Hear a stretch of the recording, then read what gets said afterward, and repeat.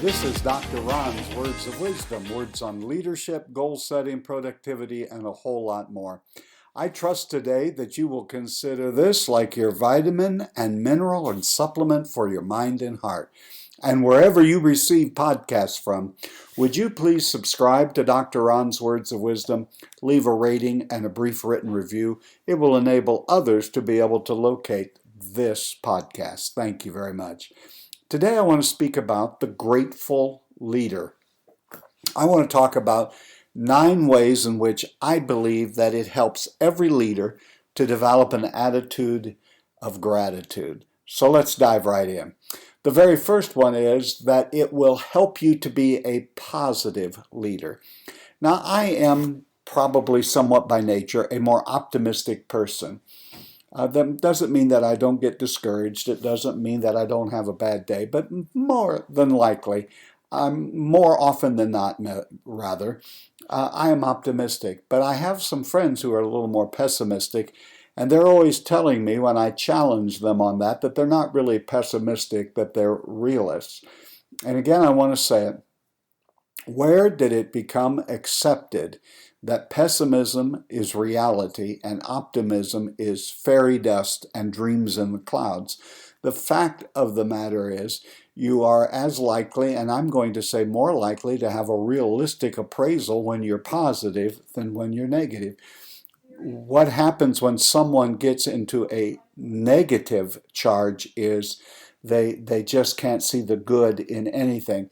So the very first reason right out of the chute of why one should be a grateful leader is that it helps you to remain positive. Gratitude, as someone has said, is the healthiest of all human emotions. So let's cultivate an attitude of gratitude.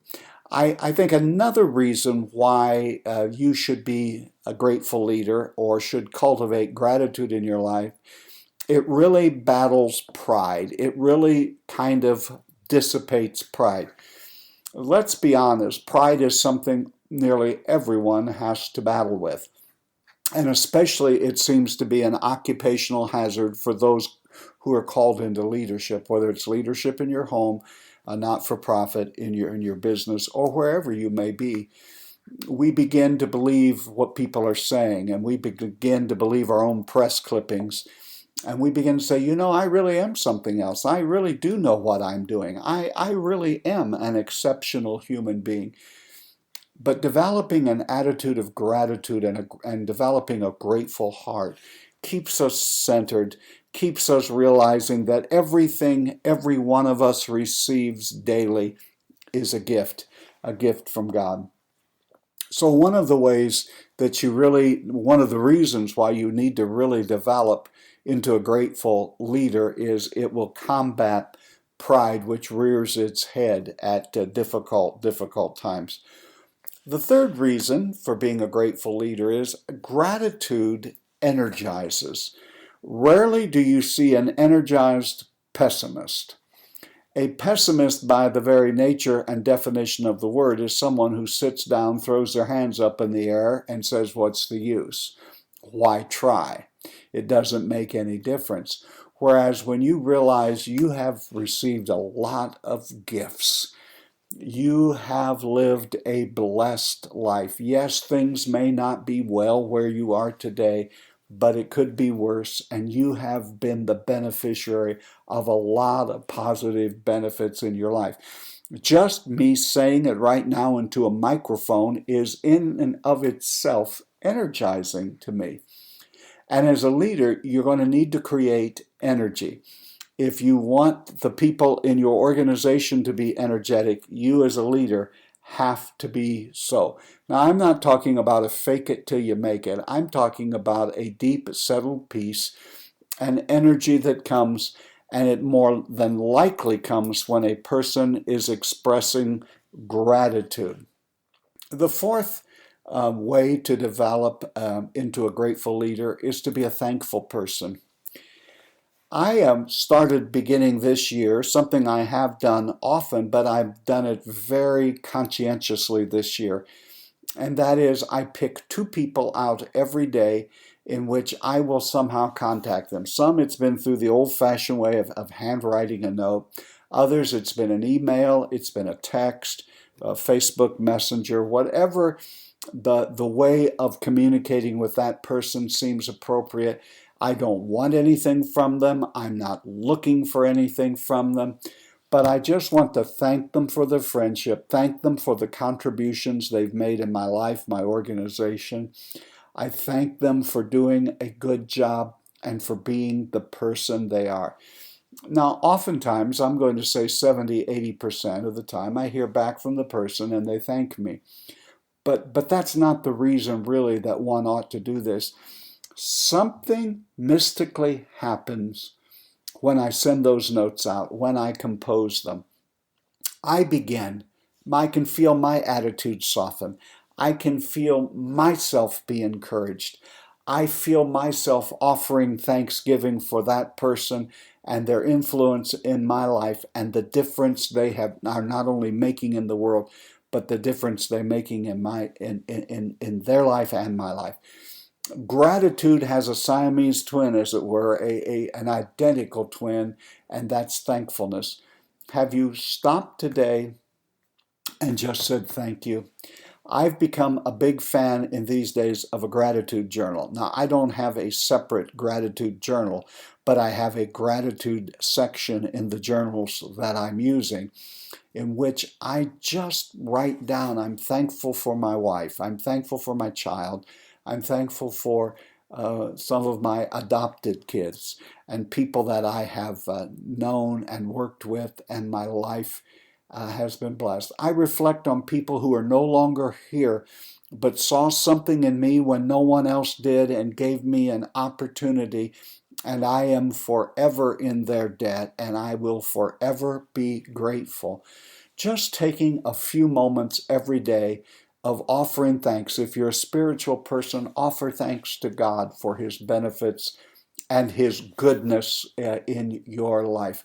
A grateful leader, more often than not, is going to be a thankful leader. And when you offer gratitude, you turn every day into thanksgiving. Unfortunately, in my country, we have a national holiday in the autumn called a day of Thanksgiving, Thanksgiving.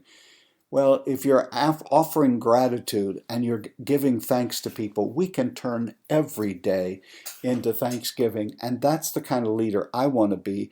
And that's the kind of leader that people are attracted to. The other thing that I would say kind of goes along with that, it's the fifth reason that I believe we should all seek to be grateful leaders, is that gratitude has an ability to draw people to us. If there is a grateful person at one end of the room and a downtrodden pessimist in the other, who is hanging black crepe and telling us we're not going to make it and how bad and how awful, and yet at the other end of the room there's a person offering thanksgiving who seems to be interested in others and is drawing conclusions on gratefulness and thanksgiving, which of those two individuals are going to draw people to themselves? Now, some negative folks may be drawn to the pessimistic end, but more times than not, the person who is grateful, the leader who is grateful, becomes like a magnet and begins to attract people. I'm even going to say they begin to attract opportunities into their life. You see, thanksgiving and gratitude go together because silent gratitude isn't much use to anyone. We should let people know how grateful we are for their help, for their assistance, and for them just being who they are. So the idea is, the fifth is that gratitude draws. We ought to develop the spirit of gratitude because it has an attraction to it that will attract people into our lives. The sixth of 9 reasons that I believe you and I should be a grateful leader is, did you notice that if you spelled out the word gratitude, the root word of gratitude is attitude? And many times it is our skill set that needs to improve. Our knowledge base needs to be improved. We need to learn how to be wiser and more prudent. I get all of that, and we should, in fact, be developing ourselves continually. But the root of everything that makes you and me who we are is the attitude. And long before they draw a conclusion about us, they come to a conclusion about our attitude. And if you want to develop a positive attitude, an attractive attitude, then you start by being grateful. The attitude of gratitude can become all pervasive in our lives. And what most people really need to change is they need an attitude adjustment. They need to have a better attitude than what they have. I'm not so sure, but that it is a fact that attitude has done more to keep people down and to keep them from being all they need to be. And if you want to change that, and if you'd like to see that changed in your life, there's really one simple way to do that, and that is work on your attitude. You see, it's not happy people who are thankful and grateful. It's thankful people who are happy. We think, oh, they're happy because everything's going their way. I have visited enough of the world's nations and been with people who have very little of what we think in my culture that will bring you happiness, and yet they just exude joy, because joy and attitude and gratitude is an inside job. It's not dependent on whether everything's going your way or whether or not you have everything that you desire, or that if you've gotten all the breaks. Has nothing to do with it. It's an attitude. And the root of gratitude is attitude. So work on your attitude. The seventh thing that I want to say about the grateful leader is it really ties into a concept of sowing and reaping. Now, many people turn that off because they believe that that's a Bible term. You reap what you sow. But I'm here to tell you it's as much a part of the world, it seems, as the law of gravity. You are reaping today whatever it is you have sown in your life. That, just make no mistake about it, that's how it works. There are a couple other things that I want to say about sowing and reaping. You have to sow first before you reap. And so one of the ways to do that is just develop and make up your mind you're going to be a grateful and thankful leader, and you're going to sow a lot of gratitude and positive attitude. You're going to be a helper. You're going to be an encourager.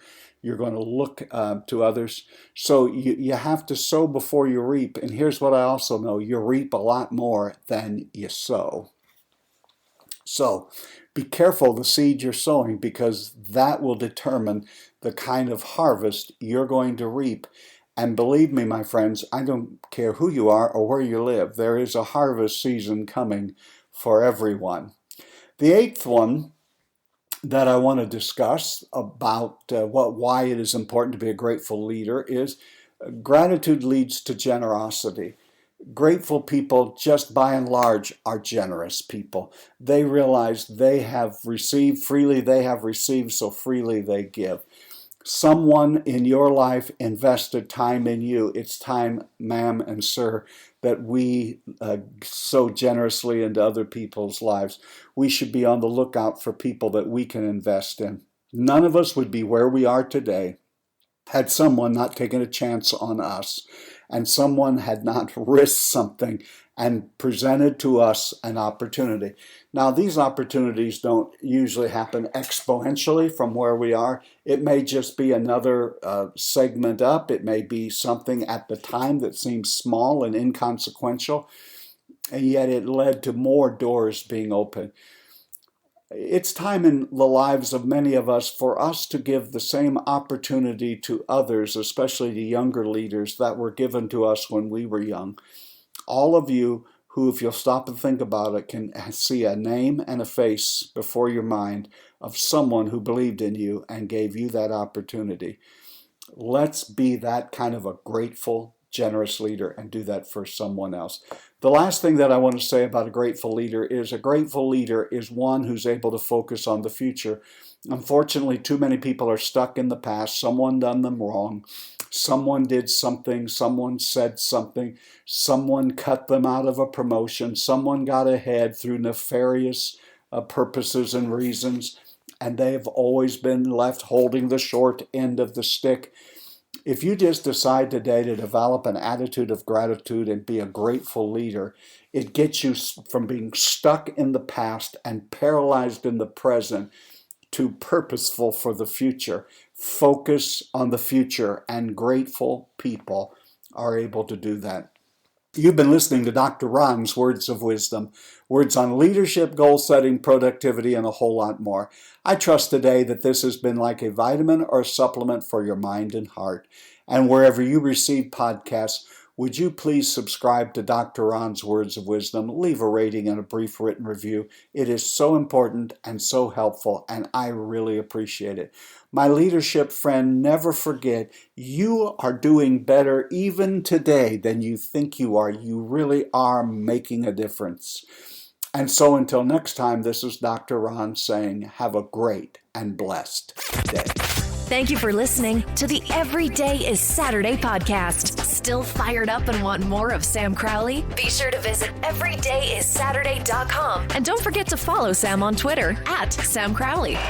Let Sam know you're listening. Use hashtag EverydayIsSaturday.